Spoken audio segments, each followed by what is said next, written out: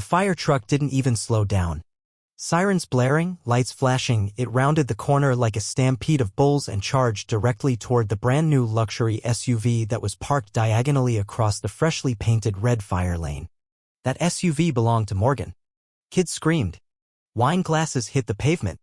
And just before the axe came swinging down on the windshield, you could hear Morgan's voice cut through the chaos like a banshee with a law degree. "You touch my car and I'll sue every last one of you."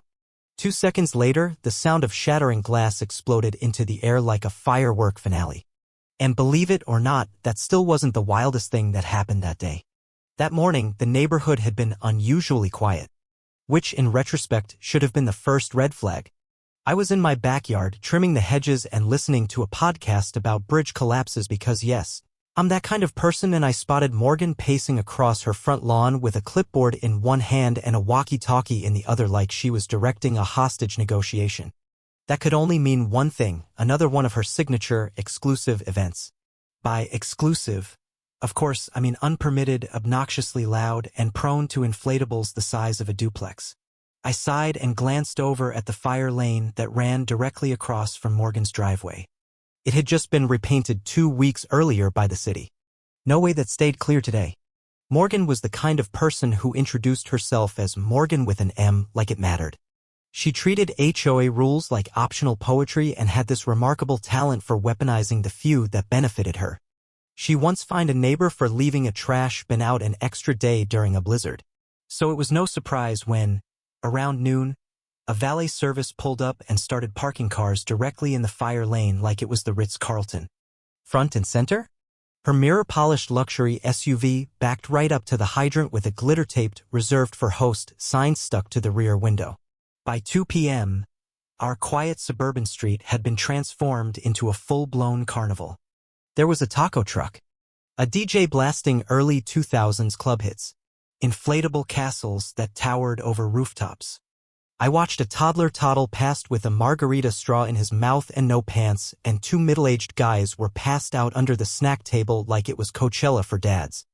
Morgan, clad in a flowy poolside robe and sun hat that could block a solar flare, was holding court near the pool, sipping rose like a reality TV queen. Through it all, laughter and music drowned out everything except, if you were paying attention, the smell. At first, nobody noticed it. The breeze carried the smoke the opposite direction. People were more concerned about the taco truck running out of carnitas than any rising emergency. But I noticed. From my back deck, my overly sensitive nose picked up the telltale tang of gas. I rounded the side of my house and immediately saw it, a thin column of smoke rising from behind the neighbor's grill setup. Flames licked at the siding. I heard the distinct pop of something under pressure. This wasn't a backyard mishap. This was a fire waiting to explode. I rushed inside, called 911, then ran over to the party, trying to get someone's attention. But the music was so loud I might as well have been whispering. When I finally got close enough to Morgan, she rolled her eyes like I'd interrupted a toast. "Caleb, don't be dramatic," she said. "It's probably just a citronella candle." "That's not a candle," I snapped. "That's a gas-fed fire. You need to move your car now." She took another sip of wine, adjusted her shades, and waved me off. "Babe, my car isn't going anywhere. The valet has the key. And anyway, this isn't a real emergency. It's just a no-fun zone emergency." Could have screamed. By that point, I could already hear the fire truck. Sirens growing louder, closer. I knew the layout of the neighborhood better than anyone. During my brief stint as a city engineer, I'd helped design the emergency response plan. That fire lane wasn't just for show. It was the only access route to the upper cul-de-sac. If the truck couldn't get through, the house across the street might be a total loss. Or worse. And right on cue, the fire truck came barreling around the bend. It skidded to a stop when the crew saw the blockade of shiny Morgans taking up both lanes like a crown jewel. One firefighter hopped down, marched over, and shouted above the music, "This is a fire lane. We need immediate access." Morgan didn't even sit up. "Tell your boys to go around. We're hosting a charity event." Then, with a smirk, she added, "For neighborhood unity." The firefighter didn't respond. He nodded to his partner. They grabbed tools. I started filming, not to be petty, but because I knew this was about to become either a lawsuit or a local legend. Suddenly Morgan realized what was happening. She bolted upright, kicked off her heels, and half-sprinted across the lawn, flailing her arms like she was guiding in an airplane. "Wait! I found the valet key," she shrieked, digging through her oversized beach tote. Sunglasses, tanning oil, and a bag of kale chips flew out. Too late. The first axe strike shattered her rear window. It was precise. Swift. Brutal. The party froze. Someone dropped a piña colada. Morgan stopped cold, arms still in her tote, her mouth forming a perfect O of horror. Then came the hose. They ran it straight through her SUV, out the front windshield, clearing a path with almost clinical efficiency. Party guests backed away like they were watching a demolition derby. Morgan started screaming not words, just guttural, primal shrieks. The firefighters didn't flinch.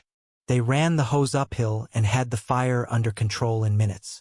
But the real fire, the one Morgan started with her ego, was just getting warmed up. By the time the last embers were doused, the backyard party looked like a scene from a disaster flick.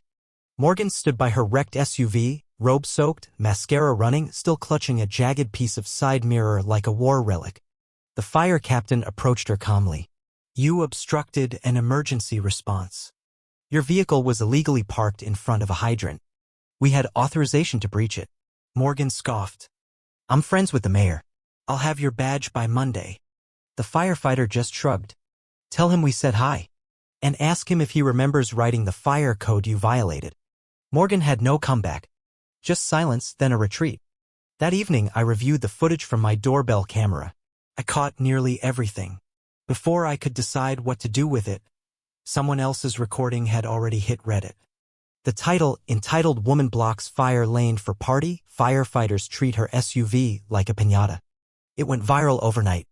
The next morning, I stepped outside to whispers and sideways glances. Apparently, word had spread that I was the one who called 911. I didn't mind. But the air had shifted. People were done being afraid of Morgan. Morgan, for her part, went into full damage control mode. She posted a rant in the HOA Facebook group called "The Truth Behind Yesterday's Emergency." It accused the fire department of aggression, painted herself as the victim, and called the response a traumatic overreaction. Only one comment stood out. From old Mr. Hargrove. "They broke your window because you broke the law." It got 87 likes. Hers got 4. But she wasn't done. She walked the street with her clipboard, gathering signatures for a formal complaint. She even knocked on my door. "You should support this as a fellow neighbor," she insisted. "Do you really think your car was legally parked? The rule says no parking."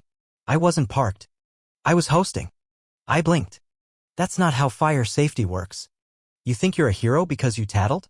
I think someone could have died. She stormed off. The fire marshal returned that evening. Formal inspection. 6 violations. No permits. No clearances. Open flames too close. And illegal string lights on a city-owned tree. Then came the insurance bombshell. Her SUV? Totaled. Her claim? Denied. Negligence. Preventable damage. 0 payout. Morgan posted again, accusing the insurance company of gender bias. That post got demolished too. And just when it seemed like things couldn't get worse, she was served a subpoena. Obstruction of emergency services. Potential fines. Community service. Maybe jail time. She tried to slam the door in the marshal's face. He calmly placed the envelope between her decorative flamingos and left. Meanwhile, I became an unwilling neighborhood celebrity.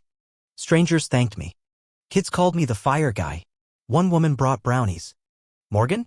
She sulked behind closed blinds, occasionally emerging to scream into Facebook voids or stage mini "Justice for Morgan" brunches.